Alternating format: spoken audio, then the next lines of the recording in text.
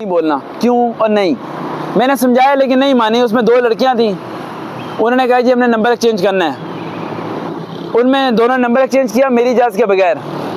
मैंने कहा चले कर लें अब आप एक्सचेंज कर लिया। 15 दिन के बाद मरियम की तालीम छूट गई। उसके मामू की कॉल आई, उसने कहा मरियम आज के बाद नहीं पढ़ेगी, कहीं अप्लाई नहीं करेगी। मैंने कहा हुआ क्या? कह रहे बस नहीं करेगी। मैंने कहा वजह क्या हुई है? मैंने गलत पढ़ाया, क्या हुआ है? तो कह रहे सर इसके मोबाइल में 100 SMS आए हुए हैं, आई लव यू, तुम किधर हो, कहाँ हो। मैंने कहा मरियम से बात करें। मैंने कहा मरियम SMS कहाँ से आ रहे हैं? कह रही सर मैंने 2-3 को ब्लॉक किया फिर भी SMS आए जा रहे हैं अलग अलग नंबर से, किसी ने मेरा नंबर नेट पे डाल दिया। मैंने कहा तुमने नंबर किसे दिया था? उसने कहा उस लड़की को। मैं कहा तुम्हें पता है तुमने जब उस लड़की को नंबर दिया, उस लड़की का मोबाइल उसके भाई यूज़ करते हैं, उसके भाई ने नंबर लगा के फॉरवर्ड कर दिया। क्या कर लोगे तुम? क्या कर लोगे तुम?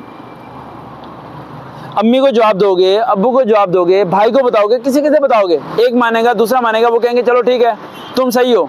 जब 3 दिन बाद दोबारा किसी और नंबर से SMS आ गया फिर क्या करोगे?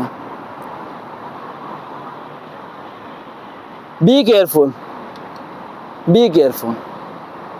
ये चीज़ें बहुत गलत हैं। लड़के का कुछ नहीं चाहता, लड़की की पूरी ज़िंदगी तबाह हो जाती है। और लड़की को हर वक्त खाना पकाते हुए, खाना खाते हुए एक ही ताना मिल रहा होता है, तेरे नंबर पे SMS आ रहे हैं। जब वो कुरान की कसम भी उठा के कह देना कि SMS मेरे नहीं है, तो सगा बाप भी यकीन नहीं करता। उसके लिए वो घर दोज़ख की तरह बन जाता है जब तक उसकी शादी नहीं होती। और शादी के बाद अगर वही बात मियाँ तक पहुँच जाए तो वो भी भाई साहब पूरी ज़िंदगी ताना देने में मार देता है। माफ़ करने की तो ट्रेंड ही नहीं है ना, माफ़ तो करना ही नहीं चाहते ना यहाँ के लोग। माफ़ क्यों करेंगे? यहाँ जुल्म करना चाहते हैं, तशद्दुद करना चाहते हैं। लड़कियों को मैं जॉब तक क्यों बचाना चाहता हूँ? ताकि कल को जब तुम्हारी शादी हो जाए और खुदा ना खासा कोई शख्स तुम्हारी ज़िंदगी में ऐसा है जो तुम्हारे सर के बाल खींच के दरवाजे तक लेके जाए, तो उसका हाथ पकड़ना और नीचे बिठा देना, उससे मार मत खाना बेटा। समझ आ रही है? उस तरह ज़िंदगी मत गुजारना जिस तरह तुमने अपनी अम्मी को या अपने रिश्तेदारों को ज़िंदगी गुजारते हुए देखा कि लड़की है बस ठीक है मार खाती रहेगी। बहुत गलत है बेटा, बहुत ज़्यादा गलत है। इन चीज़ों को समझा करो। इसीलिए लड़कियां लड़के लव स्टोरी से दूर रहो यार, ये फजूल चीज़ें हैं, कुछ भी नहीं है इन चक्करों में। इससे ज़्यादा फोकस तुम स्टडी पे कर लो ना, तुम टॉप कर लोगे। हाँ, CSS पास कर लोगे, PMS पास कर लोगे, ठीक है, अगर तुम ज़्यादा फोकस कर लो तो। लेकिन तुम लोगों को इन चीज़ों को खुद सोचना चाहिए, खुद समझना चाहिए कि। और वो लड़की जिसने रिक्वेस्ट की है, मैं उसे कहना चाहता हूँ कि अगर तुम्हारी ज़िंदगी में कोई ऐसा शख्स, कोई शख्स होगा तुम्हारी ज़िंदगी में, ऐसा तो तुमने सवाल नहीं पूछा, कोई ऐसा शख्स तुम्हारी ज़िंदगी में है जो जिससे तुम प्यार करती हो, तो उसमें अगर ये 5 चीज़ें हैं तो प्यार करते रहना। अगर ये 5 चीज़ें ना हो तो प्यार उससे हटा लो। ये आप सब लोग लिख लो, पॉइंट लिखना है तो दिल दिमाग में लिख लो, ठीक है। अगर ये 5 चीज़ें उसमें पाई जाएँ then you can continue, otherwise stop it everything, ठीक है। 5 चीज़ों से आप जान सकते हो किसी भी इंसान की शख्सियत के बारे में। बेहतरीन पहला पॉइंट, सबसे पहला पॉइंट, वो आपसे झूठ ना बोले। क्या ना बोले? झूठ ना बोले। आप सही हो तो आपको सही कहे, आप गलत हो तो आपको गलत गए। आपको ऐसा चमचा जिंदगी में नहीं चाहिए मक्खन की तरह जो हमेशा आपको शाहरुख खान ही कहता रहे, ठीक है, और लड़कियों को कतरीना कहता है, कुछ भी ऐसे नहीं। सही को सही बोले, गलत को गलत बोले। अगर आप अपने वालिदैन के खिलाफ जाते हो और उसे आजमाने के लिए कहते हो कि यार मैं अपने पेरेंट्स के खिलाफ जा रही हूँ या जा रहा हूँ, तो वो आपको रोके कि माँ बाप के खिलाफ नहीं जाना, माँ बाप की रिस्पेक्ट करनी है। आजमा के दे सकते हो। किसी दोस्त का SMS करो, जैसे कि SMS करके उसे, मेरा एक दोस्त था उसे मैंने ब्लॉक किया था, उसे मैंने मैसेज किया कि यार मेरी घर में जिद बहस हो रही है। उसने कहा यार माँ बाप के घर छोड़ दे, माँ बाप के घर छोड़ दे। तो मैंने 2 छोड़ दिया था। मैंने क्या किया था? वो 2 छोड़ दिया था जिसने मुझे मेरे माँ बाप के खिलाफ करने की कोशिश की। औलाद माँ बाप के खिलाफ नहीं होती। औलाद जब माँ बाप के खिलाफ होती है तो औलाद को कोई खिलाफ कर रहा होता है। उसमें मामा हो सकता है, चाचा हो सकता है, ताई हो सकती है, फुप्पो हो सकते हैं, आपके कज़न हो सकते हैं, आपके दोस्त हो सकते हैं। वो आपके दिमाग में डाल रहे होते हैं कि आपके माँ बाप बहुत जालिम हैं, वो बहुत तशद्दुद कर रहे हैं आप पे, आप तो बस बहुत बुरी जगह पर हो, निकलो यहाँ से बाहर। तो ऐसे शख्स को पास रखो जो सही को सही कहे, गलत को गलत, तो तुम कभी भटकोगे नहीं। पॉइंट नंबर 2, ऐसे शख्स को साथ रखो जिससे आपके से कोई लालच ना हो, ये मेरे काम आएगा इसलिए मैं साथ हूँ, ये मेरा होमवर्क करके दे देता है, लालच ना हो उसके अंदर, बिना लालच के आपसे मिले। जब लालच नहीं होगा ना तो वो साथ देगा, जब लालच होगा ना तो वक्त बनने पे हाथ छोड़ के भाग जाएगा, छोड़ देगा, दोबारा मुड़ के नहीं देखेगा। एंड पॉइंट नंबर 3, तुम बड़े गौर से सुन रहे हो, लगता है तुम्हें 2 बातें समझ आ गई है ना, उसकी बात कर रहा हूँ मैं।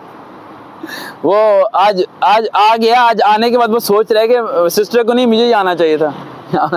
ठीक तो पॉइंट नंबर 3, ठीक है, द मोस्ट इम्पोर्टेंट पॉइंट जो कि बहुत कम लोगों में होती है, हेया। क्या होती है? हेया का मतलब होता है पाकी। अगर कोई आपका दोस्त है जो बेहया है, उसे छोड़ दो। बेहया दोस्तों के बाद ना बैठा करो, जो गलत बातें करते हैं, गलत डिस्कशन करते हैं, गलत चैट करते हैं, इन्हें ब्लॉक करो भाई, 1 मिनट के अंदर ब्लॉक करो। आप कहते हो नहीं मेरा दोस्त खराब है लेकिन मैं खराब नहीं हूँ, कैसी बातें कर रहे हो? आज नहीं तो कल खराब हो जाओगे। आप खराब दोस्तों में रहो ही ना, आप खराब लड़की लड़कों में रहो ही ना, आप ऐसे दोस्तों में बैठो ही ना जो खराब हैं। अकेले रह लो, अकेले बैठे रहो, वो बेहतर है तुम्हारे लिए, आजाद दीजिए बेहतर है। लेकिन खराब लड़के लड़की को मत साथ बैठाओ, जो तुम्हारे सामने बैठ के किसी लड़की के बारे में बातें करता है, वो एक दिन तुम्हारी बहन के बारे में बातें करेगा। समझ आ रही मेरी बात? समझ आ रही मेरी बातें? तो इन चीज़ों को अवॉइड करो, इन चीज़ों को अवॉइड करो। ऐसे लोग, आज वो सोच रहा होगा पूरी फोन को डिलीट मार देना है ना, सबको ब्लॉक कर। अच्छा सारे अच्छे हैं, सही है, अच्छे दोस्त ही रखने हैं, ठीक है, ऐसे खराब दोस्त नहीं रखने हैं जो गलत लेके जाए। पॉइंट नंबर 4 याद है, point number 4 is the most important point, जो आपको फ्यूचर तक लेके जाए, फ्यूचर बनाए आपका। कैसा दोस्त? मिसाल के तौर पर आपके पेपर हो रहे हैं, गर्मी बहुत ही ज़्यादा हो गई, मिसाल के तौर पर आपके पेपर हो रहे हैं, एहसन ये ले लो बेटा, एहसन ये ले लो, वो ले लेते हैं, थैंक यू बेटा, थैंक यू। अब उठो। मिसाल के तौर पर आपके पेपर हो रहे हैं और आपके कोई कज़न आया था आपके घर में, दोस्त आया था, ठीक है, वो कहते हैं यार उससे मैंने मुलाकात करनी है, वो फारग दोस्त है। एक ऐसा दोस्त जो सऊदी अरब से पाकिस्तान आता है 4 साल के बाद, उसे ये पता चलता है कि वकार के पेपर हो रहे हैं, तो वो दरवाज़ा नहीं बजाता, वापस सऊदी अरब चला जाता छुट्टी गुजार के, मिलता नहीं है कि वकार के पेपर चल रहे हैं फाइनल। यार इतना आपके बारे में, फ्यूचर के बारे में सोचे, ऐसा नहीं वो छोड़ पढ़ बाद में लेंगे, पहले साइकिल चलाते हैं, आ जा यार बाहर आ जाओ, पहले पढ़ बाद में लेंगे बेटा, कोई मसला नहीं, ये करते हैं। फारग दोस्त हैं ऐसे को डिलीट कर दो, एक दिन तुम्हारे सेल्फी लेंगे वो आके, तुम अपने वक्त को समझोगे तो वक्त और हालात बदलेंगे। And last point is the most important point, ये पॉइंट किसी किसी शख्स में नजर आता है। अगर आपको ये शख्स मिल गया जो लास्ट पॉइंट बताने लगा हूं, तो आप समझ लो दुनिया के सबसे अमीर 3 शख्स हो आप, इतने अमीर हो कि आप सोच नहीं सकते। अगर ये पॉइंट लास्ट वाला आपको मिल गया, मुखलिस हो आपसे, क्या हो? मुखलिस। हुज़ूर पाक सल्लल्लाहु अलैहि वसल्लम की हदीस मुबारक है कि तुम में से सबसे अमीर 3 शख्स वो, तुम में से सबसे अमीर 3, who is the richest person in the world, whoever sincere person, जिसके पास कोई मुखलिस शख्स हो। मुखलिस शख्स किसे कहते हैं? जो सही मशवरा देता हो। क्या देता हो?